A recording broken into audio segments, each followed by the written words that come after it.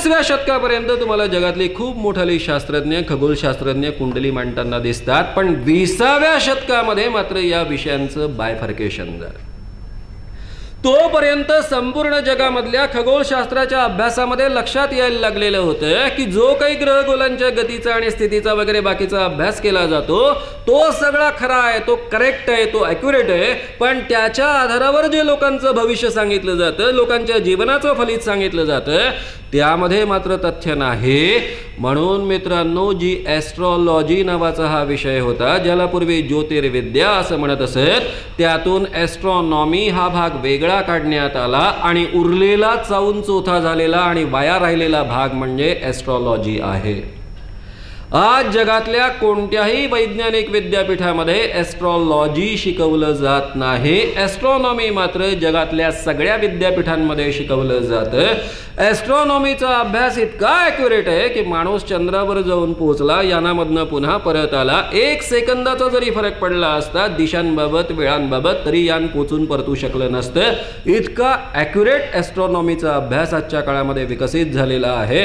Fraction of सेकंदापर्यंत accuracy आपण प्राप्त केलेली आहे, पण याच विषयाचा अविभाज्य भाग असलेली ॲस्ट्रॉलॉजी मात्र आजच्या काळामध्ये जगभरातल्या सगळ्याच्या सगळ्या वैज्ञानिकांनी फेकून दिलेला आहे। म्हणून आज जगातल्या कोणत्याही फिजिक्स डिपार्टमेंटमध्ये, ॲस्ट्रॉनॉमीच्या डिपार्टमेंटमध्ये, ॲस्ट्रोफिजिक्सच्या डिपार्टमेंटमध्ये ॲस्ट्रॉलॉजी फलज्योतिष हा भाग शिकवला जात नाही। उलट असा नियम आहे की एखादा जर ॲस्ट्रॉलॉजीवर विश्वास ठेवत असेल तर त्याला ॲस्ट्रॉनॉमीची फेलोशिप मिळत नाही।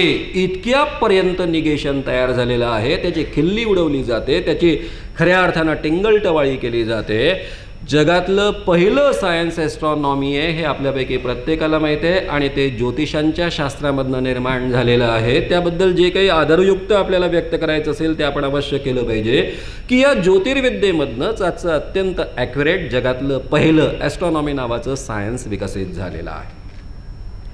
त्यामुळे मित्रांनो, या फलज्योतिषाला कोणताही आधार नाही। आता हा आधार कसा कसा नाहीये ते आपण थोडक्यामध्ये समजून घेऊ। त्याच्या आधी मी तुम्हाला एक स्टेटमेंट फक्त सांगून टाकतो।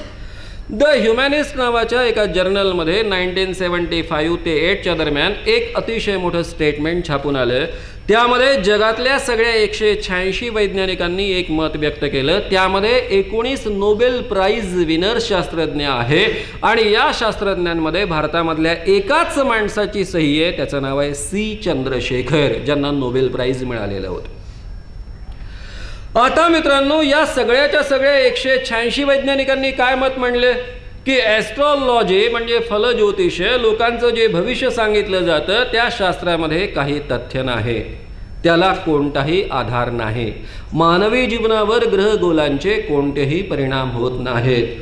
त्यानंतर पुढे जाऊन सांगितलं की हा केवळ पोट भरणाऱ्या, चार्ल्टन्स असा शब्द त्याकरता वापरला, पोट भरणाऱ्या लोकांना लुबाडणाऱ्या माणसांचा हा धंदा आहे आणि यापासून सर्वसामान्य माणसांना जागृत करण्यासाठी आणि सावध करण्यासाठी आम्ही हे स्टेटमेंट काढतो आहे। मित्रांनो, 187 वैज्ञानिकांचं हे स्टेटमेंट फलज्योतिष एक थोतांड नावाच्या पुस्तकामध्ये अतिशय विस्तारानं, त्यामध्ये जयंत नारळीकरांचा एक लेख समाविष्ट करून तुमच्याकरता उपलब्ध आहे।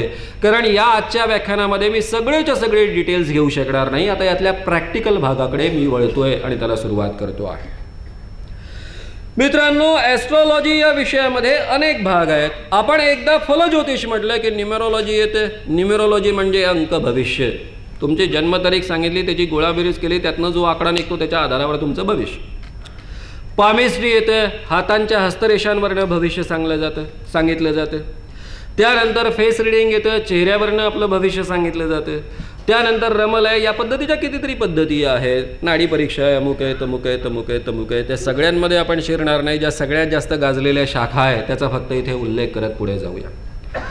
पामिस्ट्री खेड्यापाड्यांमध्ये मोठ्या प्रमाणावर चालत असते। गावोगावचे सरोदी येतात, हात पाहतात, हात पाहून भविष्य सांगायला सुरुवात करतात आणि सर्वसामान्य माणसं या भविष्यांवर खूप मोठा विश्वास ठेवतात। मध्यमवर्गीय माणसं सुद्धा हस्तसामुद्रिकावर विश्वास ठेवतात। मी तुम्हाला गेल्या 3 दिवसांमध्ये अधूनमधून सतत सांगत आलेलो आहे की मी अतिशय अंधश्रद्ध होतो पण अभ्यासू होतो। काय झालं, मी इंग्रजी साहित्यामध्ये एम ए करत असताना नागपूर विद्यापीठामध्ये त्या काळामध्ये एक ज्योतिषावरचं पुस्तक आणलं, पामिस्ट्रीवरचं, ते वाचायला सुरुवात केली। वेगवेगळ्या विषयांचा अभ्यास करण्याची आवड असल्यामुळं मला वाटलं हे पुस्तक जरा वापरून पाहावं. मी लोकांचं भविष्य सांगायला सुरुवात केली आणि माझा धंदा फार चांगला चालायला लागला. खरं म्हणजे त्या विद्यापीठ परिसरामध्ये मी एका बाजूनं लीडर होतो, अनेक प्रकारच्या चळवळी करत होतो आणि दुसऱ्या बाजूनी भविष्यसुद्धा सांगत होतो. एका बाजूनं पुरोगामी विचार मांडत होतो, स्त्रीमुक्तीचं आंदोलन करत होतो आणि पुन्हा भविष्यसुद्धा सांगत होतो. म्हणजे काय घोळघोळ असेल याचा तुम्ही अंदाज करू शकता. या भविष्य सांगण्याचे मला फार फायदे मिळायचे. काय त्या काळामध्ये पैसा नसायचा, घरून पैसा घ्यायचो नाही, डिबेटिंगमधनं थोडा बहुत पैसा यायचा. एक काका मला थोडेसे पैसे पाठवायचे, त्याच्यावर सगळं चालायचं, खर्च निभायचे नाहीत.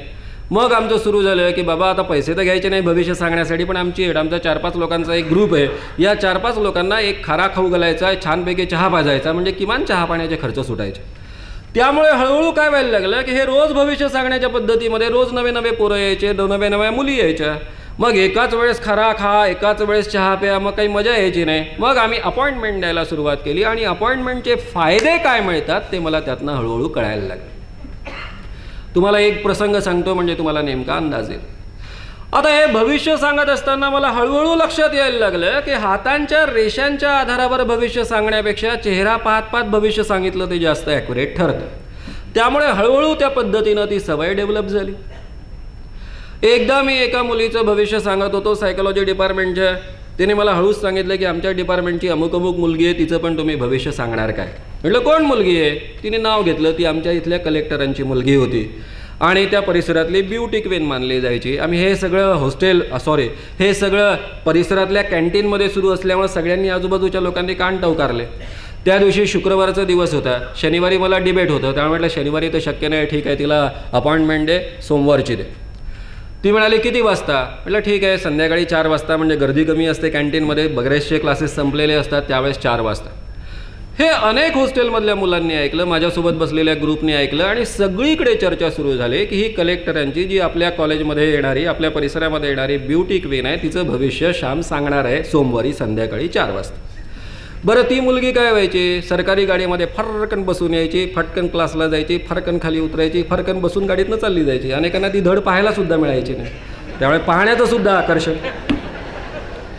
त्या दिवशी 4 वाजता कॅन्टीनमध्ये भरपूर गर्दी होणार हे मला माहीत होतं, पण एक दुसराच पैलू माझ्या हाती लागला. जसा मी हॉस्टेलवर परतलो तसं एक जिल्ह्यातली पोरं, 11 जिल्ह्यातली पोरं त्या हॉस्टेलवर होती.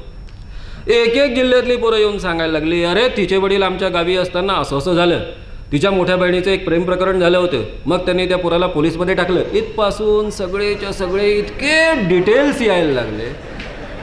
शनिवार रविवार या 2 दिवसांमध्ये तिच्या घरातल्या प्रत्येक मेंबरविषयीची एवढी माहिती माझ्याजवळ जमा झाली की जेवढी त्यांना स्वतःला सुद्धा माहीत नव्हती. मग हिचा हात पाहून भविष्य सांगायला सुरुवात केली. तिच्याबद्दल बरीच माहिती मला मिळाली होती. ती माहिती सांगितली. तिच्या बहिणीची 2 प्रेम प्रकरणं झाली ही माहिती सांगितली. त्यातल्या एकाला पोलिसांमध्ये टाकलं, त्याला कशी मारहाण केली हेही सांगितलं. तिच्या वडिलांची कुठे कुठे बदली झाली, कोणकोणत्या राजकीय नेत्याशी भांडण झालं हेही सांगितलं. आणि ती इतकी मुलगी प्रभावित झाली की तिने झटकन एकदम आपल्या वडिलांचं भविष्य पाहायला एकदम कलेक्टर बंगल्यावर ये असंच सांगितलं. बरं झालं मी गेलो नाही सांगायला.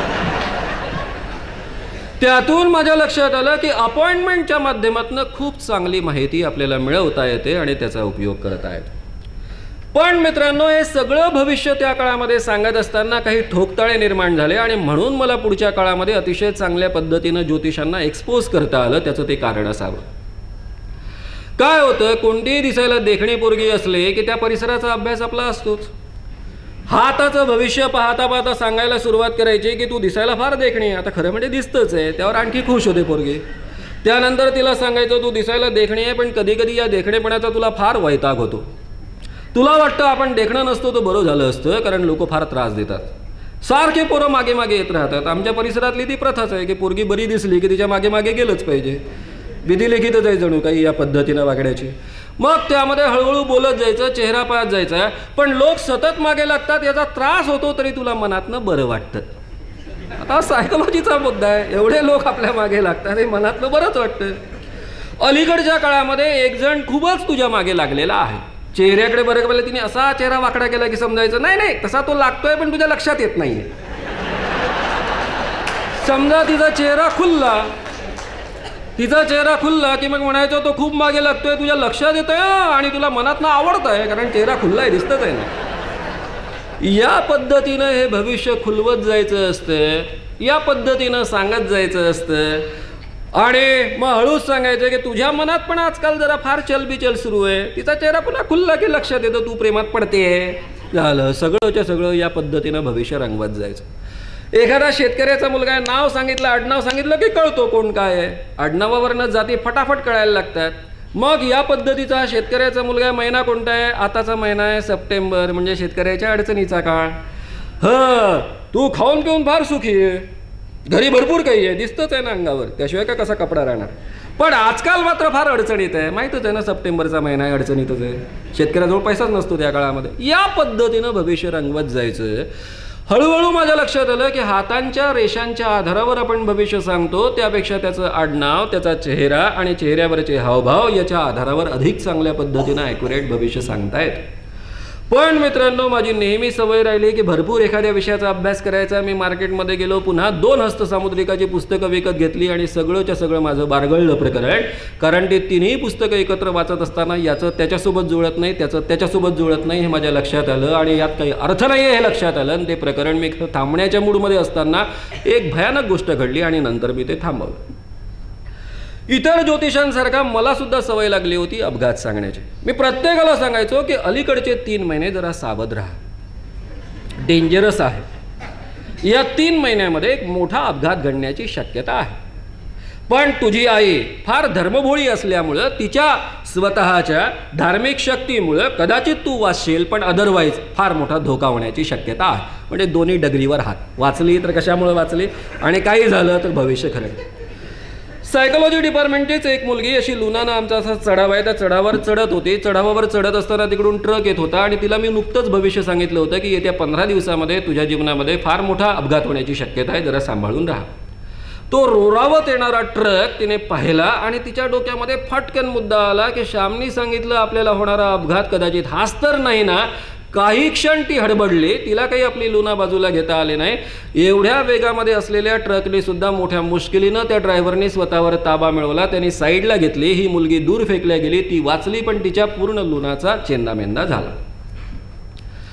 त्या पोरीने ती सगळीच्या सगळी कथा एका सायकोलॉजीच्या दुसऱ्या विद्यार्थिनीला सांगितली, जी PhD करत होती आणि ती माझी डिबेट पार्टनर होती. ती पोरगी येऊन माझ्याशी खूप भांडायला लागली. ते म्हणायला लागले, तुला माहित आहे तू त्या मुलीला काय सांगितलं, एक फॅटल सजेशन दिलं, त्यामुळे हा अपघात झालेला आहे. एरवी काय होतं की आपल्या अंगावर काहीतरी एखादं वाहन येत आहे, साधी प्रतिक्रिया असते माणसाची की तात्काळ त्यापासून स्वतःला वाचवायचं. ती मुलगी आपली लुना घेऊन कदाचित नालीत गेली असती, गड्ड्यात गेली असती, बाजूला जाऊन पडली असती, पण ती तिथेच कधी थांबली नसती. ती इतकी घाबरली, इतकी विचलित झाली, काय करावं तिला कळलं नाही. कारण तिच्या डोक्यामध्ये त्यावेळेस नेमकेपणानं आलं, कारण तिने ते सगळं वर्णन केलेलं होतं त्या मुलीने जिच्याबाबत अपघात झाला, की त्याच वेळेस नेमकेपणानं आपल्या अंगावर ट्रक येतोय, कदाचित हा तोच तर अपघात नसेल ना. आणि हे फॅटल सजेशन तिचा जीव घेऊन जाऊ शकतं, त्यामुळं असलं सजेशन पुन्हा आयुष्यात देऊ नको. हे जेव्हा तिने नीट सायकोलॉजीच्या अंगानं मला समजावून सांगितलं, त्यानंतर मी भविष्य सांगणं सोडलं. केवळ 6 महिने मी भविष्याचा धंदा केला, पण एक अतिशय मोठ्या भविष्यवेत्त्याला हा संपूर्ण महाराष्ट्र त्यामुळे मुकला. जर मी ती 3 पुस्तकं एकाच वेळी वाचली नसती तर कदाचित मी भविष्यामध्ये दीर्घकाळ अडकून राहिलो असतो. मित्रांनो, हस्तसामुद्रिकांच्या अनेकांना मी आतापर्यंत एक्सपोज केलं. त्याचे सगळे किस्से, बऱ्याच लोकांचे किस्से मी ऑलरेडी पुस्तकामध्ये छापले आहे. त्यामध्ये मी आपला जास्त वेळ खर्च करत नाही, पण याकरता आपलं जाहीर आव्हान आहे. काय आव्हान आहे?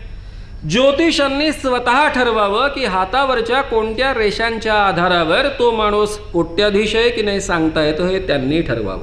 आपण ठरवण्याची काही गरज नाही, त्या भानगडीत मी पडणार नाही. कारण मी तुम्हाला आधीच सांगितलं 3 पुस्तकांचं एकमत नाही आहे, तर 4 ज्योतिषांचं एकमत कधीच घडत नाही. त्यामुळे त्या भानगडीत आपण पडायचं नसतं. तुम्ही ज्योतिष महामंडळानं एकत्र या, सगळे पामेस तुम्ही निवडा, जे बेस्ट पामेस्ट आहे त्यांनी ठरवा की कोट्याधीश माणसांच्या हातावर या पद्धतीच्या रेषा असतात, त्याला या पद्धतीचे क्रॉस असतात किंवा नसतात, त्यावर या साईन असतात. त्याच्या नीट प्रिंट्स काढा, चित्र काढा, ते आपण सगळे पोस्टर्स लावून ठेवू. त्यानंतर फक्त ज्योतिषांची जबाबदारी, कोट्याधीश माणसांच्या हातावर त्या रेषा दाखवण्याची जबाबदारी ज्योतिषांची, आणि त्याच पद्धतीच्या रेषा बाबा आढावांच्या हमालांच्या हातावर दाखवण्याची जबाबदारी माझी. चला, केव्हा स्वीकारता चॅलेंज? गेल्या 20 वर्षांपासून हे आव्हान टाकतोय. 85 साली जाहीररित्या याच पुण्याच्या ऑडिटोरियममध्ये टिळक स्मारक मंदिरामध्ये पहिली अखिल भारतीय ज्योतिष परिषद भरली होती. त्या ज्योतिष परिषदेला मी स्वतः जातीनं हजर होतो. बाहेर उभा राहून मी आणि एक मुलगी आणि एक मुलगा असं तिघजण आम्ही पत्रकं वाटत होतो. त्यावेळेस पुण्याचं युनिट अंधश्रद्धा निर्मूलनाचं सुरू व्हायचं होतं आणि आम्ही फक्त तिघजण बाहेर उभं राहून पत्रकं वाटत होतो. त्यामध्ये सरळ सरळ 1 लाखाचं पारितोषिक होतं की ज्योतिष हे शास्त्र आहे, सिद्ध करा, 1 लाख रुपये घेऊन जा. त्यामध्ये हे आव्हान होतं आणि यासोबतच दुसरं कुंडलीच्या आधारावर की आम्ही तुमच्याच ज्योतिषांनी बनवलेल्या 10 कुंडल्या तुम्हाला देऊ, माणूस मेलाय की जिवंत आहे एवढं सांगा आणि सरळ सरळ 1 लाखाचं पारितोषिक घेऊन जा. किंवा तुम्ही सांगता ती भाकितं जी काही आहे, जी ओळखता येतात, नीटपणे ठरवता येतात, त्या पद्धतीची भाकितं सांगा. ती भाकितं जर 90% अधिक खरी ठरली तर तुम्हाला 1 लाख रुपयाचं पारितोषिक देऊ आणि जर 70% ती अधिक खरी ठरली तरीही यामध्ये तथ्य असू शकतं असं आम्ही मान्य करू. या पद्धतीचं ते निवेदन होतं. सगळे ज्योतिषी परिषदेकरता येत आहेत आणि त्यांना आम्ही निवेदन वाटतोय. माझी एक समजूत होती, का अशी समजूत झाली मला माहीत नाही, की ज्योतिषी सभ्य असतात. मी बाबांसोबत लढाया करत आलो, मांत्रिकांसोबत लढाया करत आलो, पुरेपूर काळजी घेऊन लढाया करत आलो. मी बाबांच्या गुहांमध्ये शिरून त्यांच्या दाड्या उपटलेल्या आहे. मी स्वतःच गुंड आहे, त्यामुळे मला गुंडांची भीती मुळीच वाटत नाही.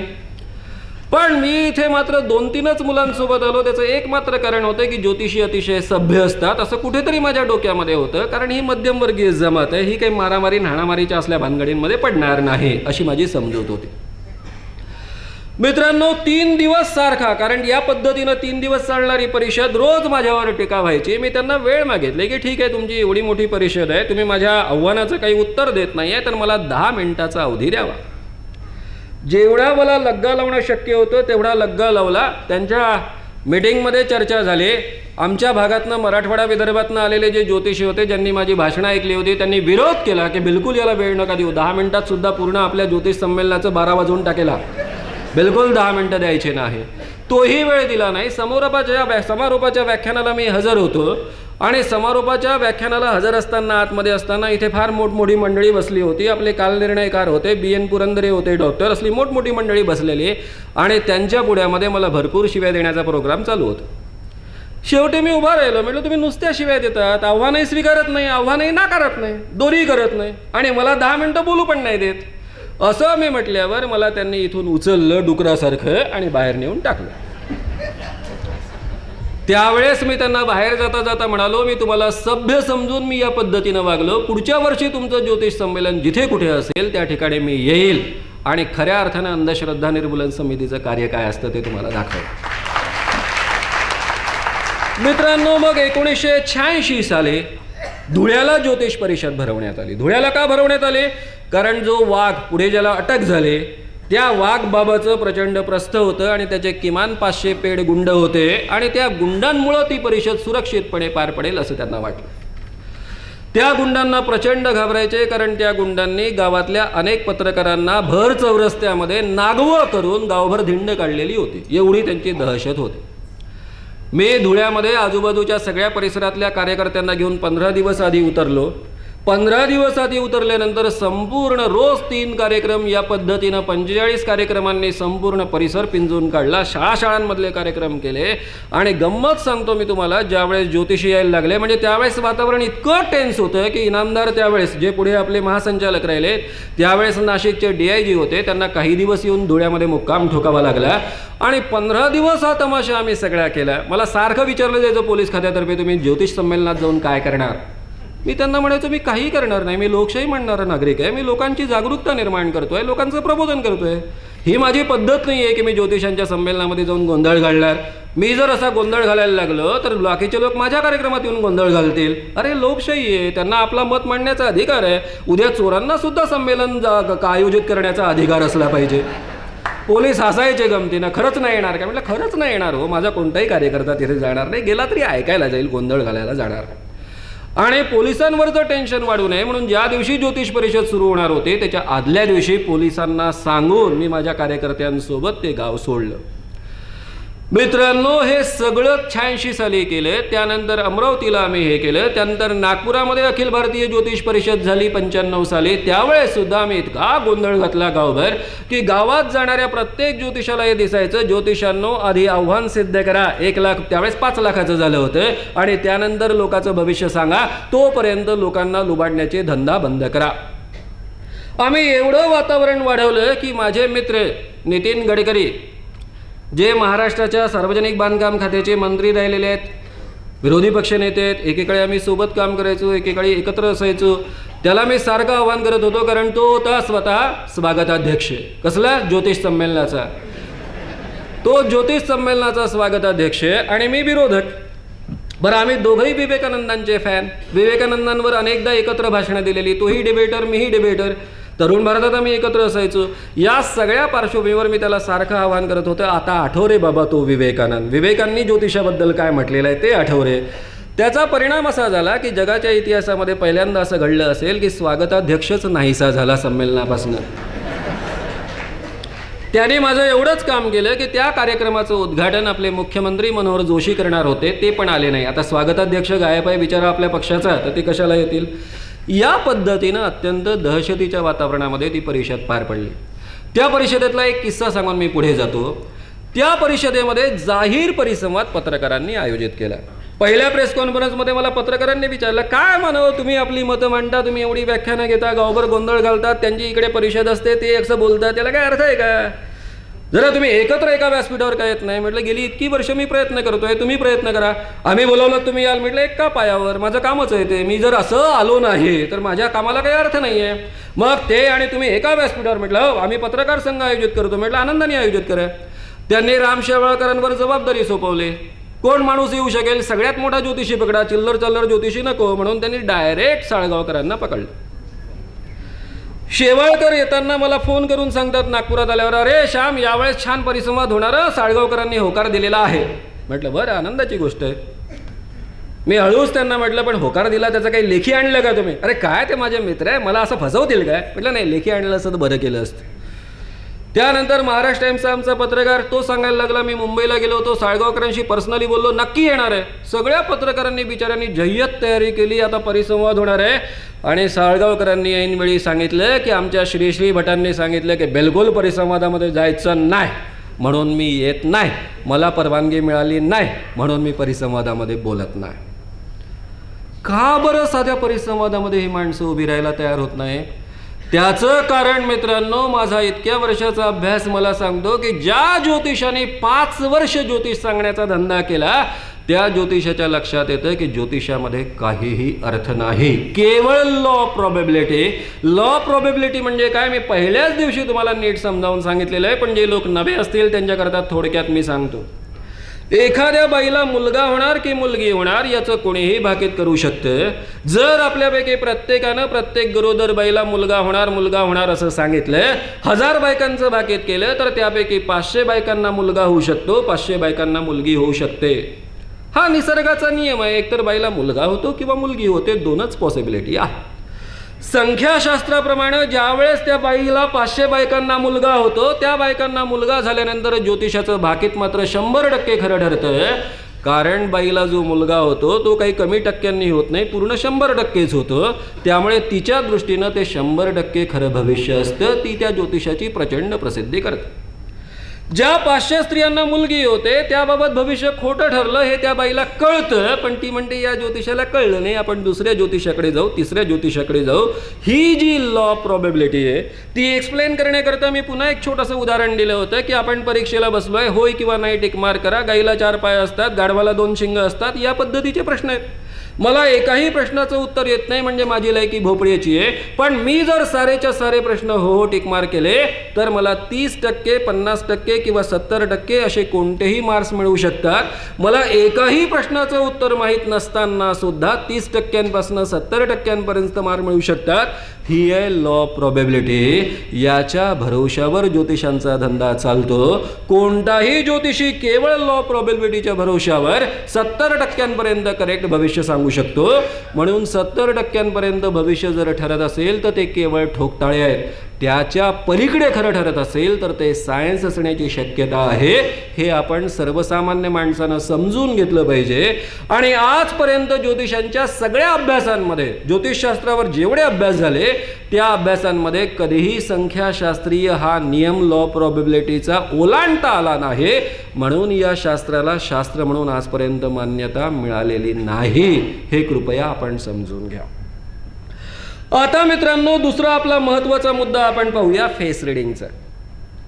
फेस रिडिंगच्या आधारावर भविष्य सांगता येतं का? मी त्यावेळेस नागपूरच्या तरुण भारतामध्ये काम करत होतो. के नारायणन नावाचे एक अतिशय प्रसिद्ध फेस रीडर आहे. त्यांचं मूळ नाव आहे खानजोडे. त्यांचा एक कार्यक्रम नागपूरच्या चितपावन ब्राह्मण संघानं आयोजित केलेला होता. नागपूरच्या चितपावन ब्राह्मण संघानं आयोजित केलेला आंतरराष्ट्रीय ख्यातीचा एस्ट्रॉलॉजिकल मॅगझिनमध्ये नियमितपणे लेख लिहिणारा, इंग्रजीमध्ये लेख लिहिणारा हे खानजोडे महोदय म्हणजे के नारायणन या नावाने असलेले प्रसिद्ध फेस रीडर यांचं त्या ठिकाणी व्याख्यान होतं. आणि माझ्या संपादकानं ते सावरकरवादी मनोवृत्तीचे होते, दिवा घुमरे. यांनी आपले नेहमीचे प्रतिनिधी सोडले. खरं म्हणजे मी साप्ताहिकाची जबाबदारी सांभाळत होतो, तरी मला सांगितलं श्याम तू जा आणि हे व्याख्यान जरा अटेंड करून जरा रिपोर्ट घेऊन ये. मी त्यांना विचारलं, म्हटलं का तुम्ही मला कसं पाठवता? माझ्याकडे साप्ताहिकाची जबाबदारी आहे, माझा काही संबंध नाही बातम्या देण्याशी. नाही रे, बाकीचं कोणी गेलं तर काही लिहिल, तू गेला तर किमान डोकं जाग्यावर लिहून लिहिशील. माझ्या लक्षात आलं की यांचा जरा काहीतरी वेगळाच विचार दिसतोय, कारण माझे विचार तोपर्यंत प्रचंड बदलले होते. मी इकडे मनोहरमधनं तिकडे परत गेलो होतो, बुद्धिप्रामाण्यवादी झालो होतो. मी गेलो त्या व्याख्यानाला. आता पत्रकार म्हणून गेल्यानंतर आपल्यावर बंधन असतं की गुपचूप आपण ऐकायचं आणि जी काही बातमी आहे ती पोचवायची. पुढे काही लेख लिहायचा असला तर लिहिण्याचं स्वातंत्र्य आहे, पण त्या ठिकाणी बोलण्याचं काही स्वातंत्र्य नाही. तासभर जेव्हा खानजोडे महोदय सांगायला लागले की मी चेहरा पाहून यू भविष्य सांगतो, त्यू भविष्य सांगतो, मी चंद्रशेखरांचं सांगितलं करेक्ट ठरलं, चरण सिंगांचं सांगितलं करेक्ट ठरलं, इंदिरा गांधींचं सांगितलं करेक्ट ठरलं, का हो कुलकर्णी तुमचं सांगितलं करेक्ट होतं की नाही? हो करेक्ट होतं. ते इंजिनियर फार मोठे इंजिनियर आहेत, का हो खरं ठरलं की नाही? हो खरं ठरलं. त्या ठिकाणी जी 500 माणसं होती सगळीच्या सगळी चितपावन ब्राह्मण संघाचे, त्यातल्या एकेकाचं नाव घेऊन हे विचारत होते तुमचं भविष्य सांगितलं की नाही खरं ठरलं, ती माणसं हो करत होते. त्या कार्यक्रमामध्ये 100-125 जशी वयस्क माणसं होती त्यापेक्षा तरुण मुलामुलींची संख्या खूप मोठी होती. अनेक मुलं त्यातली इंजिनिअरिंगला, मेडिकलला असल्या सायन्सच्या विषयांची मुलं होती. आणि यातली बरीचशी मुलं माझ्या स्वतःच्या महाविद्यालयाचा परिसर हा कॉलम जो चालायचा तरुण भारतामध्ये त्याची लेखक होती. मला असह्य झालं तासभर ऐकल्यानंतर. त्यामध्ये त्यांनी हाही दावा केला की माझ्यावर देवी प्रसन्न आहे, त्यामुळे मला फाटकन माणसाचा चेहरा पाहिला की बरोबर भविष्य सांगता येतं. मला काळ लागत नाही, वेळ लागत नाही, झोपेतनं उठवलं तरी मी भविष्य सांगू शकतो. आणि माझा शेवटी कडेलोट झाला. म्हटलं खड्ड्यात गेला पत्रकार, आपण आता नाही शक्य, मी उभा राहील. मी उभा राहून पहिला प्रश्न विचारला की हो म्हटलं के नारायणन साहेब तुम्ही सांगता की तुम्हाला केव्हाही चेहरा पाहून भविष्य सांगता येतं, मी आता उभा राहिलो, माझं भविष्य सांगा. ते म्हणाले असं नाही, अपॉइंटमेंट घ्या त्यानंतर मी सांगेन. म्हटलं ते अपॉइंटमेंट प्रकरण मला खूप चांगलं माहीत आहे, मी आतापर्यंत अनेकांना चांगलं पाहिलेलं आहे. मी अपॉइंटमेंट घ्यायचो एकेकाळी, त्यामुळे काय व्हायचं मला चांगलं माहीत आहे. नो अपॉइंटमेंट, आत्ताच्या आत्ता सांगा, तुमचाच दावा आहे, तुम्ही केव्हाही सांगू शकता. ते नाही म्हणायला लागल्यावर ही सगळी तरुण मुलं मुली खवळली. माझ्या कॉलममधली अनेक पोरं होती. ते म्हणाले नाही नाही यांचं भविष्य सांगितलं पाहिजे. आणि त्यांनी जाहीर करून टाकलं की तरुण भारताचे प्रतिनिधी आहेत आणि ते तरुण भारताचे प्रतिनिधी म्हणून आलेले आणि तुम्हाला भविष्य सांगितलं पाहिजे. खानजोडे बिचारे दुसऱ्या अर्थानं घाबरले, कारण तरुण भारत म्हणजे संपूर्णच्या संपूर्ण विदर्भात त्यावेळेस अतिशय मोठा पेपर होता तो. संपूर्णच्या संपूर्ण विदर्भातलं आपलं क्लायंट जाईल म्हणून ते सांगायला तयार झाले. त्यानंतर त्यांनी मला स्टेजवर बोलावलं. मी स्टेजवर गेलो. त्यांनी माझा चेहरा अतिशय निरखून पाहिला. असा चेहरा करून पाहिला, तसा चेहरा करून पाहिला. आजपर्यंत एवढा निरखून चेहरा कोणीही पाहिला नव्हता, बायकोनं सुद्धा पाहिला नव्हता. हा चेहरा पाहिल्यानंतर त्यांनी भविष्य सांगायला सुरुवात केली. पहिलं भविष्य त्यांनी सांगितलं की तुमचं वय काय? म्हटलं वय आता तुम्ही ओळखा, तुम्हाला तर सगळं ओळखता येतं ना, मी कशाला सांगू? नाही नाही तरी तुम्ही वय सांगा. म्हटलं नाही सांगत मी वय. आमचा बराचसा वाद झाला. म्हटलं ठीक आहे सांगूया, त्याचा फायदा घेतला. त्यावेळेस माझं वय 30 पूर्ण झालेले होते आणि तरी मी 27 वर्ष असं सांगितलं. का सांगितलं हे थोड्या वेळानं तुमच्या लक्षात येईल. पहिलं भविष्य त्यांनी सांगितलं की तुम्ही वयाच्या 29व्या वर्षी नोकरी सोडून द्याल आणि पुन्हा नोकरी करणार नाही. पहिला मुद्दा सांगितला. म्हटलं हा माणूस काय हुशार आहे, काय कॉमन सेन्स आहे या माणसाला. अरे जो पत्रकार त्याचा संपादक बातमी कव्हर करायला पाठवतो तो बातमी कव्हर न करता उभा राहतो, आडवे प्रश्न विचारतो, तो किती दिवस टिकणार आहे नोकरीमध्ये? किती साधा उत्तम कॉमन सेन्स या माणसाला आहे. म्हटलं बरं, पहिलं भविष्य झालं, दुसरं भविष्य त्यांनी सांगायला सुरुवात केली.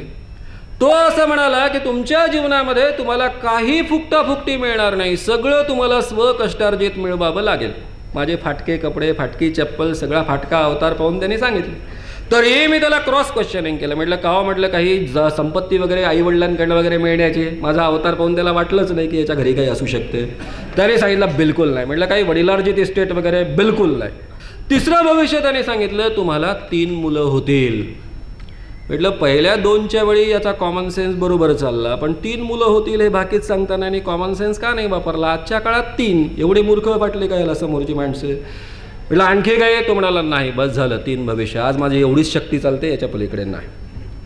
मित्रांनो, मी उभा राहिलो, माईक हाती घेतला. म्हटलं हे खानजोडे महोदय, के नारायणन मला ओळखत नाही, पण इथले सगळे लोक मला ओळखतात, खास करून ही सगळी तरुण मुलं मुली मला ओळखतात. तुम्हाला पाहिजे तेव्हा चेक करता येईल. माझी जन्मतारीख आहे अमुक अमुक अमुक. या जन्मतारखेनुसार मला 30 वर्ष पूर्ण झालेली आहे, ती खरी जन्मतारीख आहे. आणि हे सांगतायत मी 29व्या वर्षी नोकरी सोडेन, मी अजून तरुण भारताच्या नोकरीत आहे. यांचं पहिलं भविष्य खोटं ठरलं. मी मुद्दाम खोटं वय सांगितलं, कारण मला माहिती आहे 2-3 वर्षानंतरचं भविष्य सांगतात. 3 वर्षानंतर कुठे पकडू यांना, म्हणून मी खोटं वय सांगितलं होतं. नंबर 2, हे म्हणतायत की मला फुकटाफुकटी काही मिळणार नाही, सगळं स्वकष्टार्जित कमवावं लागेल. मी एका श्रीमंत शेतकऱ्याचा मुलगा आहे. कुळ कायद्याचा नियम झाला 52 एकराच्या वर जमीन ठेवता येत नाही, म्हणून माझ्या वयाच्या 9व्या-10व्या वर्षापासून माझ्या नावावर 52 एकराची जमीन आहे. आणि ती 52 एकराची यासाठी आहे की कुळ कायद्यात नाही तर त्यापेक्षा अधिक असते. आणि ह्यामध्ये माझं कोणतंही कर्तृत्व नाही, कोणतेही कष्ट नाही. असतील तर माझ्या आईबापांचे असतील, पण माझे नाही. दुसरं भविष्य यांचं खोटं ठरलं. तिसरं भविष्य यांनी सांगितलं की मला 3 मुलं होतील. मला एक मुलगा आहे, त्याचं वय आता 2 वर्षाचं आहे आणि पुन्हा आयुष्यात कधीही होणार नाही याची कायमची व्यवस्था केलेली आहे. त्यामुळे यांचं तिसरंही भविष्य खोटं ठरलं. परिणाम असा झाला मित्रांनो की त्या ठिकाणी असलेली सगळीच्या सगळी तरुण मुलं मुले ज्यांच्या आईवडिलांना लुबाडलेलं होतं, या माणसाने खवळली, मारायला धावले. वाचवायला मलाच जावं लागलं. मी मार पडू दिला नाही त्यांना. असं पकडून शेजारच्या खोलीमध्ये गेलो, वाचवलं. आणि त्यांनी जेव्हा कबूल केलं की मी पुढच्या रविवारी येऊन पुन्हा नीट भविष्य सांगेन, तेव्हाच त्या मुलांनी त्यांना सोडलं. तेवढ्यात एक पोरगी ओक्साबोक्षी रडायला लागली, जोरजोऱ्यानं ओरडायला लागली, किंचाळायला लागली. या मेल्यानं माझं आयुष्य बर्बाद केलं. आणि मला वेगळी शंका आली, कारण या क्षेत्रात लोक कसे वागतात मला चांगलं माहिती आहे. एक अतिशय प्रसिद्ध ज्योतिषी आहे, त्यांचे खूप किस्से माहीत. ते कुंडली पाहतात आणि म्हणतात की तुमच्या मानेजवळ एक तीळ असायला हवा. खरं आहे की नाही? जरा तपासून पाहतो मानेजवळचा तीळ. मला असं दिसतंय कुंडलीवरनं की तुमच्या पाठीवर डाव्या बाजूला तीळ असावा. हे पुरुषांना नाही, बायकांबाबत. आणि मग ती स्त्री तयार झाली. त्या पद्धतीनं कुठले कुठले तीळ सांगतात. अतिशय प्रसिद्ध ज्योतिषी आहे, फार नाव आहे त्यांना. पर्सनल लेखी आलेल्या तक्रारी आहेत. त्यामुळे हे ज्योतिषी काय उपद्व्याप करू शकतात मला चांगलं माहीत होतं. मला ती शंका आली. मी म्हटलं काय झालं ग? तिला जाऊन विचारायला लागल्यानंतर ती थोडीशी शांत झाली, म्हणायला लागली माझं आयुष्य यांनी बर्बाद केलं. पण नेमकं काय केलं? मग ती सांगायला लागली यांनी माझं भविष्य सांगितलं. अच्छा, मी जरा रिलॅक्स झालो की चला पुढचा मुद्दा नाही आहे, म्हणजे आधीचा मुद्दा आहे. काय भविष्य सांगितलं? ती सांगायला लागली माझं एका मुलावर फार प्रेम होतं. आम्ही बालपणापासून एक दुसऱ्यावर प्रेम करत आलेलो आहोत आणि माझं लग्न त्याच्यासोबत करायचा विचार होता. माझ्या वडिलांनी यांना बोलावलं, यांना कुंडली पण दाखवली. यांनी आमच्या दोघांचे चेहरे पाहिले आणि सांगितलं की तुमच्या दोघांचं लग्न झालं तर मात्र तुझे वडील मरतील.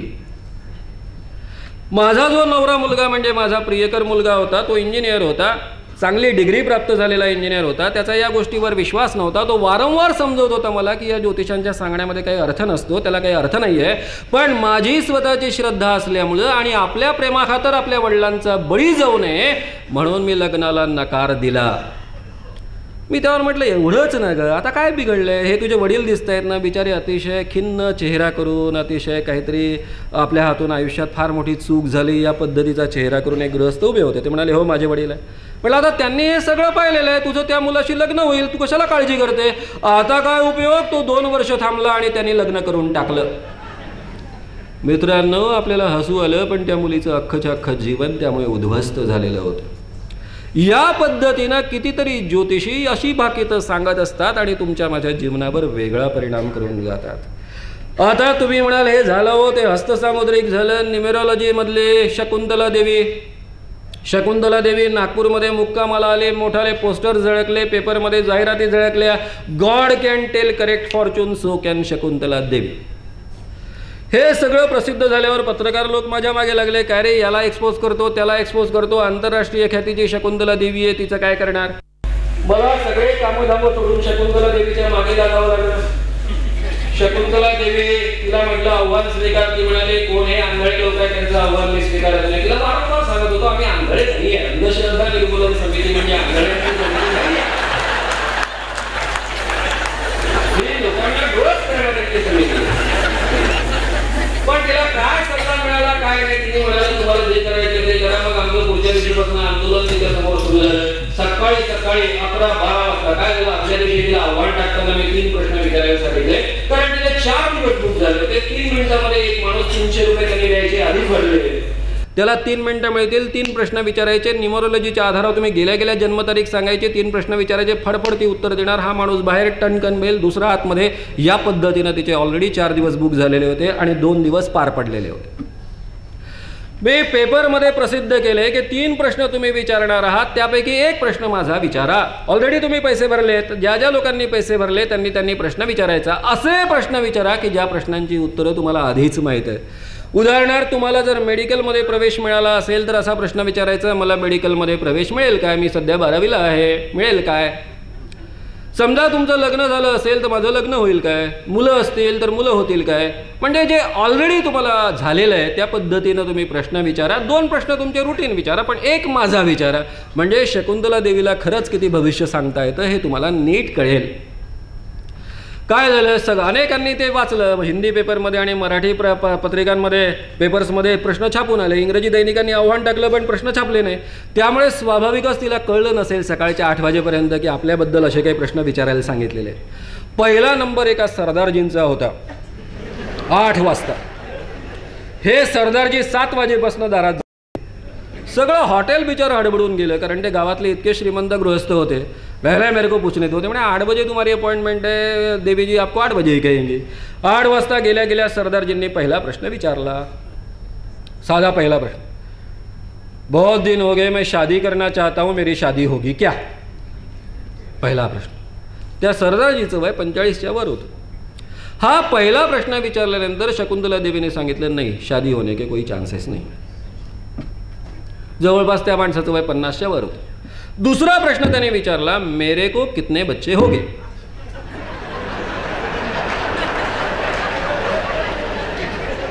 आता शकुंतला देवीने कॉमन सेन्स लावला. साधी गोष्ट आहे, न्यूमरोलॉजीमध्ये काय अर्थच नसतो की बाबा याला कसे काय बच्चे होणार. 50 वर्ष झाले ऑलरेडी, याच्या जन्मतारखेनुसार 50 वर्ष आहे. जन्मतारीख त्यांनी खरी दिली होती, कुंडलीच घेऊन गेला होता, कारण मी सांगितलं होतं खरी कुंडली नाही तर उद्या माझ्यावर आक्षेप येईल की खोटं करताय म्हणून सगळं. त्यामुळे ती कुंडली खरी होती. 50 वर्षाचं आयुष्य होतं. याचं 50 वर्षापर्यंत लग्न नाही होऊ शकलं. म्हणजे हे ध्यान काहीतरी विचित्र असलं पाहिजे. मग याचं लग्न झाल्यावरही मुलं होण्याचे चान्सेस नाही, 50शी नंतर चान्सेस कमी होतात. तिने कॉमन सेन्स वापरला की तुमको बच्चा होने की कोई गुंजाइश नाही. त्याने कसं बसं स्वतःला दाबून धरलं. त्याने म्हटलं मेरी इच्छा है कि मैं अमीर बन जाऊँ, जरा कुछ तो भी अच्छा मेरा व्यवसाय चले, तो कुछ पॉसिबिलिटी है क्या. त्याने सांगितलं नाही, शांति यज्ञ किए बिन तुम्हारा व्यवसाय नहीं चल सकता, तुमको कोई संपत्ति नहीं मिल सकती. हा खवळला. बोले मेरे को बोलती बच्चे नहीं है, मेरे बच्चे नहीं हो गए, मेरे को 4 बच्चे वो मेरे नहीं है क्या. आणि झालं, त्याने अख्खं हॉटेल गोळा करून टाकलं. बिचारे नौकर धावत आले, मॅनेजर धावत आले. बरं त्या माणसाची ये बोलती मेरा व्यवसाय नहीं चलेगा, मेरे को कुछ नहीं मिले, मेरे 10 पेट्रोल पंप है, 2 हॉटेल है, और ये बोलती मेरा कुछ नहीं चलेगा. आम्ही जेव्हा 12 वाजता निदर्शनं करायला आलो त्यावेळेस सगळ्यात पहिले सरदारजी माझ्या अंगावर, मानव साहब ये क्या पद्धती है क्या, इतने बजे आते हो तुम, मैं सुबह से राह देख रहा हूँ, एकदम अंगावर आला. सगळे कार्यकर्ते धावत आले की हा काय करतोय, ये तरीका है तुम्हारा, ऐसा काम करते हो, मैं 8 बजे से यहाँ खड़ा हूँ. त्याने जवळपास 25 लोकांना पकडून ठेवलं होतं. जाताना प्रत्येकाला सांगायचा 2 सवाल तुम्हारे, 1 सवाल मानव साहब का, ऐसे सवाल पूछने का. प्रश्न खोटा ठरला की तो पकडून ठेवायचा. त्या सरदारजीने एवढं काम केलं की मी आल्यानंतर ते सगळं टेप रेकॉर्डर केलं, पोलिसांकडे दिलं. पोलिसांनी अटक करली. फसवणुकीच्या नावाखाली अटक करण्यासाठी गेले. दिल्लीवरनं फाटकन फोन आला शंकरराव चव्हाणांचा. पुढे कमिशनरांनी मला सांगितलं म्हणून कळलं. आणि कमिशनरांनी स्वतःच्या गाडीमध्ये पोलीस संरक्षणामध्ये तिला ताबडतोब दुपारी विमानामध्ये बसून पाठवून दिलं. या पद्धतीनं मित्रांनो शकुंतला देवीची न्यूमेरॉलॉजी. शकुंतला देवी जगातली अतिशय ख्यातनाम न्यूमेरॉलॉजिस्ट मानली जाते. तिची पुस्तकं मार्केटमध्ये मोठ्या प्रमाणावर उपलब्ध असतात. या जगामध्ये कुणालाही भविष्य धड सांगता येत नाही, कोणीच सांगू शकत नाही लॉ ऑफ प्रॉबेबिलिटीच्या पलीकडे. तुम्ही म्हणाल सर हे सगळे फालतू प्रकार झाले हो, न्यूमेरॉलॉजी झाली, पामेस्ट्री झाले, फेस रिडिंग झालं, ते जे असतं ग्रहांच्या आधारावरचं कुंडली शास्त्र ते मात्र खरं असतं. आता आपण त्याचा समाचार घेऊया. तुमच्या माझ्यापैकी प्रत्येकाची कुंडली मांडलेली असेल, माझीही कुंडली मांडलेली आहे. घरी गेल्यानंतर आपल्या कुंडल्या उघडा. ह्या कुंडल्या उघडल्यानंतर तुम्हाला दिसेल की त्या 12 घरांमध्ये 9 ग्रह फिरताना तुम्हाला आढळत असतील. नव्या पिढीबद्दल मी अजून बोलत नाही, आता जरा जुन्या पिढीबद्दल मी बोलतोय. या 9 ग्रहांमध्ये कोणकोणते ग्रह आहेत? साधे ग्रह म्हणजे काय? 7 वार. सोम, मंगळ, बुध, गुरु, शुक्र, शनी हे 7 ग्रह आपल्या कुंडल्यांमध्ये आहे आणि राहू, केतू नावाचे ग्रह आहेत. असे 9 ग्रह आपल्यापैकी प्रत्येकाच्या कुंडलीमध्ये 12 घरांमध्ये फिरताना तुम्हाला दिसतील. आता यापैकी सोम म्हणजे शनी, सोम म्हणजे चंद्र, सोम म्हणजे शनी नाही चंद्र. आता सोम हा चंद्र ग्रह आहे. तुमच्या त्या ठिकाणी सोम ग्रह असा शब्द स्पष्ट लिहिलेला आहे. मी जेव्हा धुळ्यामध्ये जेव्हा आंदोलन करत होतो तेव्हा शाळांमध्ये जाऊन सांगायचो, अरे या ज्योतिषांना विचारा सोम काय आहे? चंद्र. चंद्र हा ग्रह आहे की उपग्रह आहे? पोरं जोराने ओरडून सांगायची उपग्रह आहे. ग्रह आणि उपग्रहामध्ये काय फरक आहे? पोरं 5व्या 6व्या वर्गातली पोरं ओरडून सांगायचे, सर ग्रह हा ताऱ्याच्या भोवती फिरतो आणि ज्या ताऱ्याच्या भोवती ग्रह फिरतो त्या ग्रहाच्या भोवती जो फिरतो त्याला उपग्रह असं म्हणतात. मग चंद्र हा उपग्रह आहे की ग्रह आहे? ग्रह नाही आहे सर, उपग्रह आहे. उद्यापासून गावामध्ये ज्योतिषी येणार आहेत, त्यांना विचारायचं चंद्र ग्रह आहे की उपग्रह आहे? पोरं ज्योतिषी बिल्ले लावून दिसला, ए ज्योतिषी ज्योतिषी ज्योतिषी चंद्र ग्रह आहे की उपग्रह आहे? 10-12 पोरं भिडायचे. आता शाळातली पोरं म्हणजे वानर सेनात सगळे. ग्रह आहे की उपग्रह आहे? तो बिचारा ज्योतिषी भांबावून जायचा. तो म्हणायचा ग्रह आहे. 5व्या वर्गात बस, 5व्या वर्गात बस, शिक शिक शिक, आम्ही शिकवतो तुला. चंद्र हा उपग्रह आहे. मित्रांनो, चंद्र हा ग्रह आहे की उपग्रह हे सुद्धा धड या ज्योतिषांना माहित नाही. सोम झाला, रवी म्हणजे सूर्य. सूर्य हा ग्रह आहे की तारा आहे? लहान लहान शाळांमधली पोरं सांगतात सूर्य हा तारा आहे. सूर्याच्या भोवती 9च्या 9 ग्रह 10वा पट्टा ग्रहांचा फिरत असतो. अरे बाबा, अजूनही हे कुंडलीमध्ये आपला रवी म्हणजे ग्रह म्हणतात आणि त्याला पृथ्वीच्या भोवती हिंडवत असतात हे ज्योतिषी.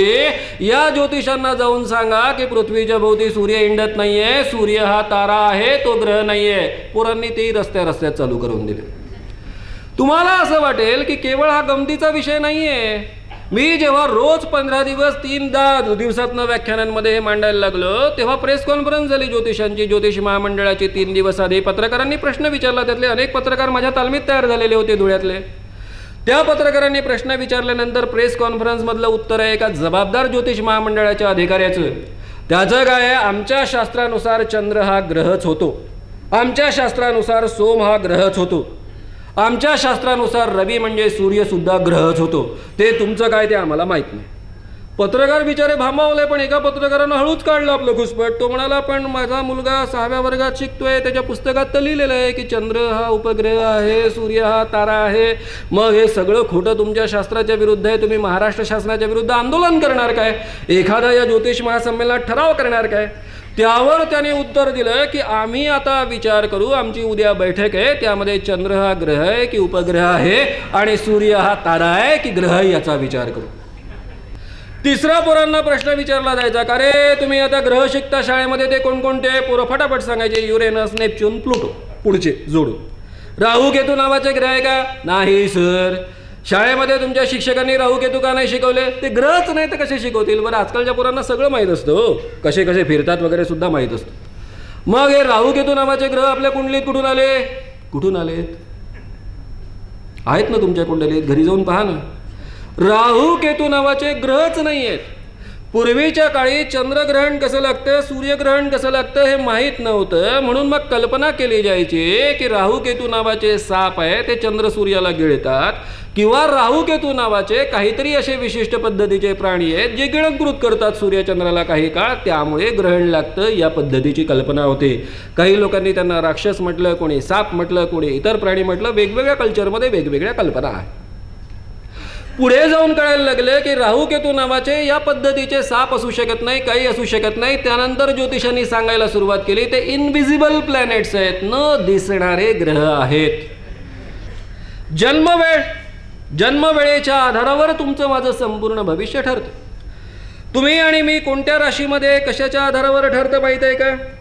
तुम्ही कोणत्या ठिकाणी जन्माला आला त्या ठिकाणावरनं तुम्ही जन्माला आला त्या क्षणी ग्रहगोलांची स्थिती काय होती याच्या आधारावर तुमची माझी रास ठरते आणि तुमचं माझं अख्खं आयुष्य ठरतं. याच ठिकाणी याच व्यासपीठावर जन्मवेळेबद्दलचा परिसंवाद सुरू होता. त्याचे अध्यक्ष होते डॉक्टर BN पुरंदरे. मी समोर आपला बसलो आणि या परिसंवादामध्ये एक एक जण मांडायला लागला. आता ते आव्हानच पहिल्या दिवसापासून दिलेलं असल्यामुळे अंधश्रद्धा निर्मूलन समितीचं सावट होतंच. आजकाल हे अंधश्रद्धा निर्मूलनवाले आपल्यावर फार टीका करायला लागलेले आहेत, त्यामुळे आपण फार अतिशय काटेकोरपणे सगळ्या गोष्टी केल्या पाहिजे अशी सुरुवात झाली. यानंतर मांडणी करण्यात आली. एक ज्योतिषी उभे राहिले. ते म्हणाले मी परिसंवादामध्ये एक मत मांडू इच्छितो की आपली जन्मवेळ अतिशय ॲक्युरेट असली पाहिजे, कारण कधी कधी 2-3 सेकंदानं सुद्धा राशी बदलू शकते, स्थिती बदलू शकते. त्यामुळं आपण अचूक जन्मवेळ पकडली पाहिजे. त्यामुळे माझं म्हणणं असं आहे की ज्या वेळेस मुलाचं मुंडकं बाहेर येतं ती अचूक जन्मवेळ आपल्याला टिपता आली पाहिजे. आणि मग त्याने कसं नर्सेसला ट्रेन केलं पाहिजे इथपासून वगैरे. मुंडकं बाहेर आलं की पहिले वेळ टिपायची, लिहायची, मग पोरगं बाहेर काढायचं. हे पुढचं वाक्य माझं आहे.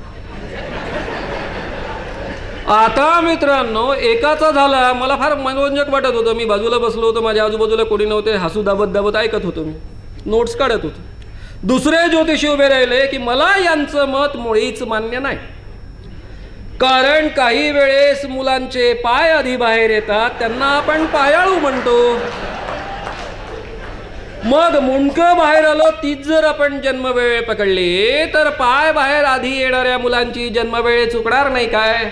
त्यामुळे माझं मत असं आहे की ज्या वेळेस अख्खं मूल बाहेर येतं ती वेळ जन्मवेळ मानावी.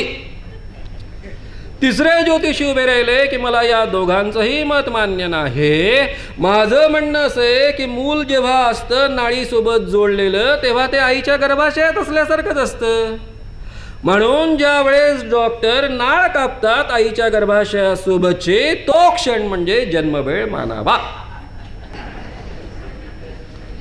प्रस्तावनेत सुरुवात झाली होती की 2 सेकंदाचा फरक पडला तरीही पण जन्मवेळेमध्ये फरक पडू शकतो, भविष्य चुकू शकतं. आणि इथे 5-5 मिनिटाच्या गॅपवर चर्चा चालू. खरी हायट्रिक तर एका वेगळ्या ज्योतिषाने केली. हा सगळा परिसंवाद ऐकला शहाडे शास्त्री नावाचे एक प्रसिद्ध ज्योतिषी, खरं म्हणजे ते इंजिनियर व्यवसायाने. त्यांचे अनेक लेख यायला लागले. मी त्यांना एक्सपोज करायला गेलो. एक्सपोज करायला गेल्यानंतर खरं म्हणजे गंमतच अशी होती की त्या ठिकाणी त्याच्याशी बोलत असताना माझा एक मित्र येऊन बसला कॉलेज जीवनातला. अरे तो म्हणाला तू कस्टडी आला. म्हटलं माझ्या कामाकरता आलो. तू बहुधा काहीतरी उलटं पलटं करणार. म्हटलं करणार, अर्थात माझं कामच आहे ते. तो म्हणाला आधी मला भविष्य विचारू दे बा, नंतर तू काय कर. म्हटलं विचार, मला काय प्रॉब्लेम नाही. शहाडे शास्त्री आले. शास्त्रींना याने प्रश्न विचारला मी व्यवसाय करू का? हा एवढाच प्रश्न विचारायला आला होता, मी व्यवसाय करू का? ऑलरेडी पत्रिका दिलेली होती त्यांनी. त्यांनी हातही पाहिला, दोन्ही पाहून सांगितलं तू व्यवसाय करू नकोस, व्यवसायामध्ये फेल होशील. कारण नसताना हा पोरगा दिसायला अतिशय चिकना होता, गोरा गोमटा होता. आणि खरं म्हणजे तो इतक्या वयाने असून सुद्धा अतिशय लहान वाटेल असा होता. कदाचित त्याच्या चेहऱ्यावरनं त्याच्या शरीर यष्टीवरनं त्यांना काहीतरी वाटलं असेल. ती पत्रिका पाहून त्यांनी एक पत्रकार आलेला लोकमतचा, मी नाव सांगितलेलं नव्हतं, लोकमतचा पत्रकार आलेला असं म्हटल्यानंतर त्यांना बरंच काही वाटलं की आपल्याला छान प्रसिद्धी मिळेल. आणि त्यांनी कारण नसताना त्याचं भविष्य सांगितलं की तुम्हाला मी सांगतो, खरं म्हणजे मी सांगायला नको, वाईट आहे पण सांगितलं पाहिजे, तुम्हाला मूल होण्याची शक्यता नाही. हा दिलीप भागवतकर नावाचा माझा मित्र, त्याला जेव्हा सांगितलं तुला मूल होण्याची शक्यता नाही आहे, मी त्याच्याकडे आश्चर्याने पाहायला लागलो. कारण मला आठवलं की आपण एकदा याच्या घरी गेलो होतो तेव्हा याला मुलगी झालेली आहे आणि तिच्याकरता आपण चॉकलेट विकत घेतलेले होते. म्हणून मी प्रश्न विचारला मूल होण्याची शक्यता नाही याचा अर्थ मुलगा की मुलगी? तो म्हणाला दोन्ही पॉसिबल नाही. तेवढ्यात बायकोने आतून आवाज दिला, पत्रकार आले, जरा चहा घेऊन जा. हे आतमध्ये गेले. मी त्याला विचारलं का रे दिलीप, तुला तर मुलगी आहे ना, मी आलो होतो तुझ्या घरी त्यावेळेस तुला मुलगी. हो रे. मग तुला मुलगी आहे ना, दुसरी पण एक झाली. हा, 2 मुली आहे तुला, आणि शहाडेशास्त्री म्हणतात तुला मूल होण्याची शक्यता नाही. कसं काय रे? नाही, कधी कधी चुकतं यांचं भविष्य. म्हटलं अरे दिलीप, तुला कळतंय काय? शहाडेशास्त्रींना मी 3दा रिपीट करून प्रश्न विचारला. ते म्हणाले तुला मूल होण्याची शक्यता नाहीये आणि तुझ्या बायकोला 2 मुली आहेत. याचा अर्थ कळतो काय? तेव्हा तो पुढचा तमाशा मला सावरावा लागला. हा मारायला निघायला. शहाडेशास्त्री आले, आमचा चहा बी झाला, माझे प्रश्न सुरू झाले. त्यातला एक साधा प्रश्न. म्हटलं का हो, हे ज्योतिष कधी कधी का चुकता? आमचे ज्योतिषी मूर्ख आहेत, त्यांना काही कळत नाही, गणिताचा अभ्यास नसतो म्हणून असं होतं. म्हटलं तुम्ही कसा काय गणिताचा आणि इंजिनिअरिंगचा यामध्ये उपयोग करून घेता? आमच्या होराशास्त्राप्रमाणे खरं म्हणजे जन्मवेळ म्हणजे काय असते माहीत आहे? गर्भाधानाची वेळ म्हणजे जन्मवेळ असते. हे मूर्ख खरोखर जन्मवेळ पकडतात, मग भविष्य चुकणार नाही तर काय? मला कळेना हा माणूस गर्भाधानाची वेळ कशी काय पकडतो. तरी मी आपला साळसूत चेहरा करून विचारलं. म्हटलं तुम्ही गर्भाधानाची वेळ पकडता म्हणजे मला वाटतं बहुधा तुम्ही नवरा बायकोवर पहारे बिहारे बसवता काय? कारण जे नवरा बायकोला कळू शकत नाही केव्हा गर्भाधान झालं, ते याला कसं काय कळणार?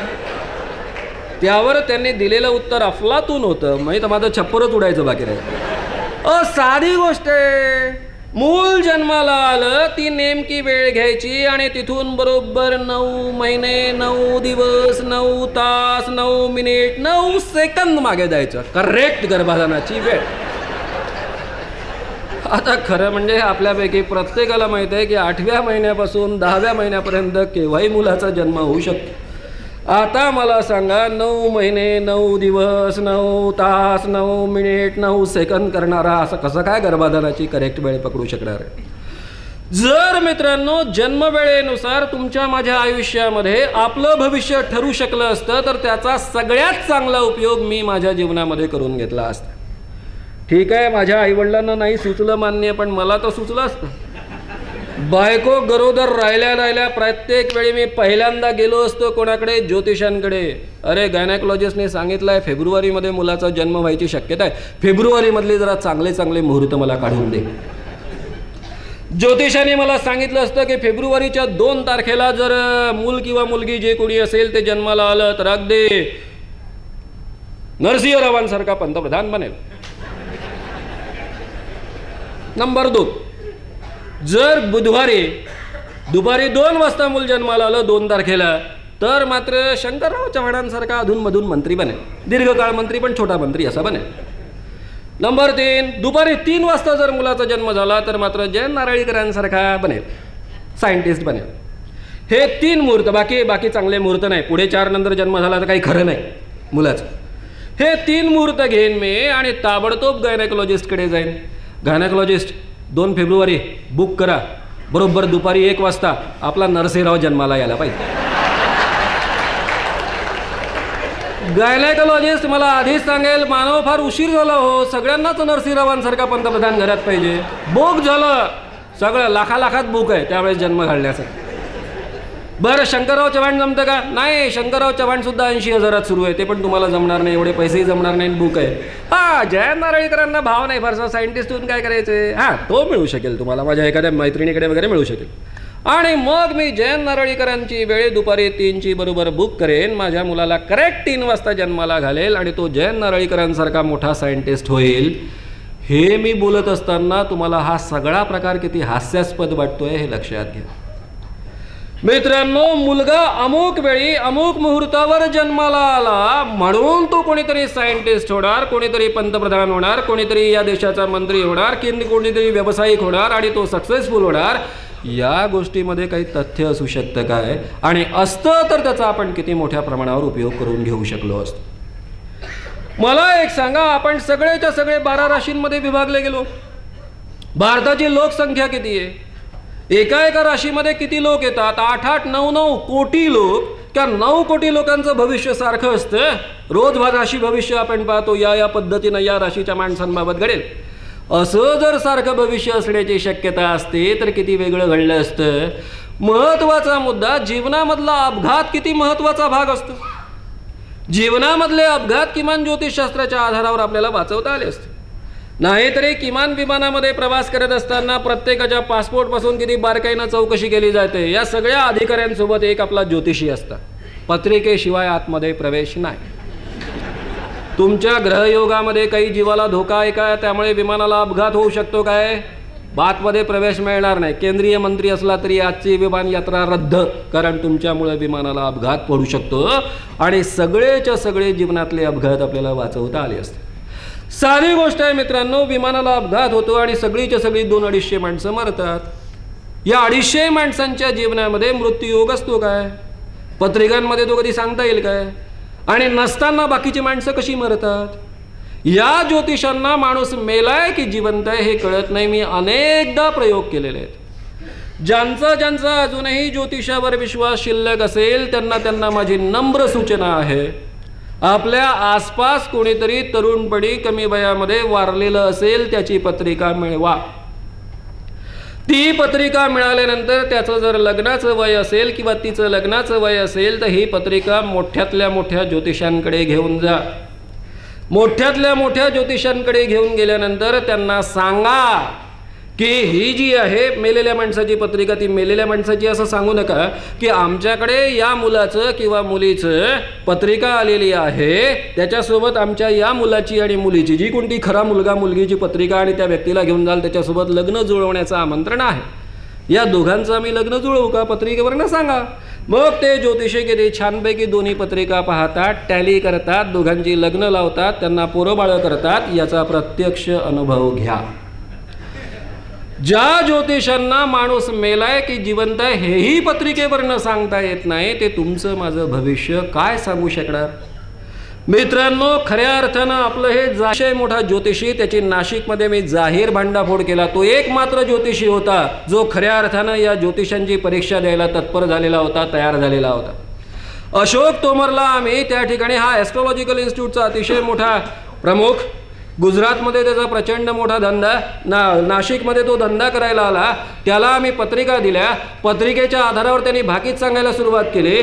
धावपळीमध्ये आम्हाला फक्त एका मेलेल्या मुलाची पत्रिका मिळाली. पहिलीच पत्रिका त्याच्यासमोर सरकवली.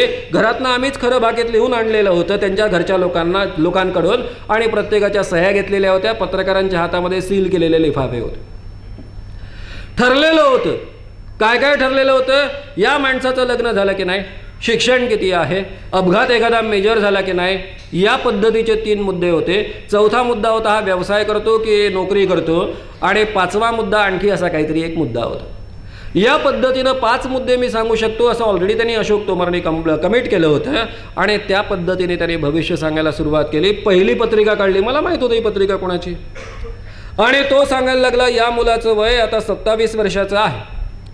हा मुलगा 28व्या वर्षी लग्न करेल. लग्न झाल्यानंतर त्याला एक मुलगी होईल. त्यानंतर 2 वर्षापर्यंत या मुलासोबत म्हणजे नवरा बायकोचं भांडण होईल आणि कदाचित घटस्फोटापर्यंत वेळ येईल आणि मग हा अमुक नोकरी करेल, तमुक नोकरी करेल असं भविष्य सांगायला लागेल. मी त्याला प्रश्न विचारला, अपघाताची काही शक्यता आहे का? मुळीच नाही. मी पुन्हा प्रश्न विचारला, अपघाताची काही शक्यता आहे का? तो माझ्यावर खवळला, मानवसाहेब तुम्ही माझ्यावर मानसिक दबाव आणू नका, मला माहीत आहे तुम्हाला चांगलं मानसशास्त्र येतं. असं तो हिंदीमध्ये बोलल्यानंतर बाकीचे पत्रकार आमच्यावर खवळले. म्हणे मानव तुम्ही गप्प बसा, मला माहीत आहे तुम्ही लोकांवर प्रेशर आणता. मी प्रेशर आणण्याचा मुद्दा नव्हता, कदाचित चूक झाली तर दुरुस्त करण्याची संधी देत होतो. ज्या वेळेस मी ती पत्रिका कोणाची आहे हे सगळ्यांपुढे जाहीर केलं आणि त्याच्या घरच्या लोकांच्या सह्या दाखवल्या, त्यावेळेस सगळे पत्रकार हात धरून बसले. अरे या मुलाचे आम्ही फोटो छापले. 2 वर्षापूर्वी याचा भर चौकामध्ये अपघात झाला होता, मेंदूचा चेंदामेंदा झाला होता, मेंदू बाहेर आला होता, ते सगळे फोटो छापले. हा तो मुलगा आहे आणि ज्योतिषाला काही ओळखता आलं नाही. त्यावेळेस मित्रांनो, अशोक तोमरनी जे काही भविष्य सांगितलं ते केवळ 27 पॉईंटच्या दरम्यान 26.32% करेक्ट ठरले. त्याचा दारुण पराभव झाला आणि त्यानंतर पुन्हा तो म्हणाला मी एकदा भविष्य स्वीकारेन, पण त्याने भविष्याचं चॅलेंज पुन्हा स्वीकारलं नाही. मी त्यावेळेस त्याला समजावून सांगितलं की ही चूक तुझी व्यक्तिगत नाही आहे, ही तुझ्या शास्त्राची चूक आहे. या शास्त्रामध्ये कधीही 90%पेक्षा करेक्ट भविष्य सांगता येणं शक्य नाही. केवळ लॉ ऑफ प्रोबॅबिलिटीच्या भरोश्यावर हे शास्त्र चालणार आहे. लोकांच्या मानसिक श्रद्धांचा फायदा घेणारं हे शास्त्र आहे. मग अशा शास्त्रामध्ये ग्रहशांती नावाचं प्रकरण कुठून आलं? खडे नावाचं प्रकरण कुठून आलं? एकदा आपल्या स्वतःच्या, काल निर्णय माझ्याही घरामध्ये काळ निर्णयचे जयंत साळगावकर यांच्या कार्यक्रमामध्ये गेलो. ग्रहशांतीचं प्रचंड कौतुक चालू होतं. ग्रहशांती केल्यानं अशी परिणाम होतो, माणसाच्या आयुष्यातली गंडांतरं जातात, माणसांच्या आयुष्यातली अरिष्ट जातात वगैरे वगैरे अशी त्यांनी मांडणी केली. आम्ही त्यांना साधा प्रश्न विचारला, अहो साहेब, तुम्ही म्हणता की अरिष्ट आली ती घालवता येतात, या पद्धतीनं करता येतं, त्या पद्धतीनं करता येतं. चंद्राचं अंतर, मंगळाचं अंतर, शनीचं अंतर, गुरुचं अंतर किती किलोमीटर आहे? शनीचं अंतर इतक्या दूर आहे, तुम्ही इकडे यज्ञ केला, पळीपात्र घेतलं, काहीतरी टाकलं, मंत्र म्हटले, तिकडच्या शनीवर कसा काय परिणाम होणार आहे? यावर त्यांचं उत्तर काय असतं ते उद्या सुरुवातीला व्याख्यानामध्ये मी सांगणार आहे. आता मी मुद्दाम सांगत नाही, कारण ते सगळं मला नीट वर्णन करून तुमच्यापर्यंत सांगायचं. मित्रांनो, या जगामध्ये फलज्योतिषाला मुळातच आधार नाही आहे, कारण तुमचं माझं भविष्य ठरलेलं नसतं. ते ठरलेलं असेल तर तुमच्या माझ्या जीवनामध्ये करण्यासारखं काही शिल्लक राहत नाही. जे काही ज्योतिषी तुमच्या माझ्या आयुष्यामध्ये सांगतात तो केवळ ठोकताळ्यांचा प्रकार असतो. 2 मिनिटं थांबा, मी बरोबर शार्प संपवणार आहे. तुम्ही उठायला लागला की माझे शेवटचे 3 मिनिटं खराब होते, प्लीज. त्यामुळं केवळ ठोकताळ्यांचा प्रकार आहे, त्याच्या पलीकडे त्यामध्ये काहीही तथ्य नाही. अजूनही तुमचा ज्योतिषांवर विश्वास असेल तर कृपया त्यांना 2 पैकी एका पद्धतीचं आव्हान स्वीकारायला प्रवृत्त करा. जे हस्तसामुद्रिक आहे बाकीचे, त्यांना फक्त माणूस श्रीमंत आणि गरीब, कोट्याधीश कोण आहे आणि गरीब कोण आहे त्याच्या रेषा काय असतात तेवढं तुम्ही सांगा. त्या पद्धतीनं श्रीमंतांच्या हातावर त्या रेषा दाखवून देण्याची जबाबदारी त्यांची, आणि हमालांच्या हातावर त्याच पद्धतीच्या रेषा असतात हे दाखवून देण्याची जबाबदारी माझी. हे पहिलं आव्हान. दुसरं आव्हान, तुम्ही त्यांना सांगा की माणूस मेलाय की जिवंत आहे एवढं फक्त सांगायचं आहे. आम्ही 20 पत्रिका देऊ, या 20 पत्रिकांना त्यांनी नीट तपासायचं. या सगळ्याच्या सगळ्या पत्रिका ख्यातनाम ज्योतिषांनी तयार केलेल्या पत्रिका असतील, आम्ही केलेल्या पत्रिका नसतील. माणूस मेलाय की जिवंत आहे एवढं 95% करेक्ट जरी सांगता आलं तरी सरळ सरळ आमचं 5 लाख रुपयाचं पारितोषिक आहे. ते जिंका आणि एकदा मानवांचं आणि अखिल भारतीय अंधश्रद्धा निर्मूलन समितीचं तोंड कायमचं बंद करा. या पद्धतीनं तुम्ही तुमच्या आवडत्या ज्योतिषाला सांगा. समजा ज्योतिषी असं म्हणत असतील की त्यांना बाबा माणूस मेलाय जिवंत आहे सांगता येत नाही, ठीक आहे, काही हरकत नाही, तेही आपण माफ करायला तयार आहोत. काय सांगता येतात तेवढं सांगा, स्वभावाबद्दल बोलू नका. नाही तर मी तुमचा स्वभाव सांगेन. बरोबर आहे, स्वभाव सांगता येतो तुमच्या सगळ्यांचा स्वभाव. तुम्ही फार चांगले आहात, तुम्ही सगळ्यांशी फार चांगले वागता, पण कधी कधी तुम्हाला राग येतो. ज्यावेळेस तुम्हाला राग येतो ना त्यावेळेस मात्र तो तुम्हाला आवरता येत नाही. मी मानसशास्त्राच्या क्षेत्रामध्ये, पर्सनॅलिटीच्या क्षेत्रामध्ये इतक्या वर्षांपासून शिकवतो आहे, लोकांना सांगतोय, अजूनही मानसशास्त्राला नीट स्वभाव ठरवता आलेले नाही आहे. ॲम्बिग्युअस असतं ते क्षेत्र नाही जे तपासता येतं. माणूस मेलाय की जिवंत आहे तपासता येतं, माणसाला रोग झाले की नाही तपासता येतं, माणसाला डिग्री किती आहे हे तपासता येतं, माणूस लग्न झालं की नाही तपासता येतं, मुलं किती आहे तपासता येतं, अपघात झाला की नाही तपासता येतं, व्यवसायात यश मिळालं की नाही तपासता येतं. ज्या ज्या गोष्टी निर्विवादपणे तपासता येतात अशा कोणत्याही भाकीतं सांगण्याकरता आपलं आव्हान जाहीर आहे. 2 भाकीतं असतील, 3 भाकीतं असतील, 4 भाकीतं असतील, 5 भाकीतं असतील, कितीही भाकीतं एका पत्रिकेच्या आधारावर सांगावे. 20 पत्रिका आम्ही तुम्हाला देऊ. 90% जर करेक्ट भाकीतं ठरली तर यामध्ये शास्त्र असतं असं समजून 5 लाख रुपयांचं पारितोषिक आम्ही त्यांना देऊ. आणि जर 70% अधिक करेक्ट ठरले तर मात्र पारितोषिक मिळणार नाही, पण या शास्त्रामध्ये काही तथ्य असतं हे आनंदाने आम्ही कबूल करायला तयार होऊ आणि त्यांची माफी मागू. या पद्धतीचं हे आव्हान आहे. जोपर्यंत मित्रांनो हे ज्योतिषी आव्हान सिद्ध करत नाही तोपर्यंत तुम्ही तुमच्या आयुष्यामध्ये कधीही या ज्योतिषांना पत्रिका दाखवू नका, हात दाखवू नका. किमान असा हात दाखवू नका. वेगळ्या पद्धतीनं हात दाखवायचा झाला तर अवश्य दाखवा. या पद्धतीचं आवाहन करून मी या ठिकाणी थांबेन. धन्यवाद, धन्यवाद, धन्यवाद.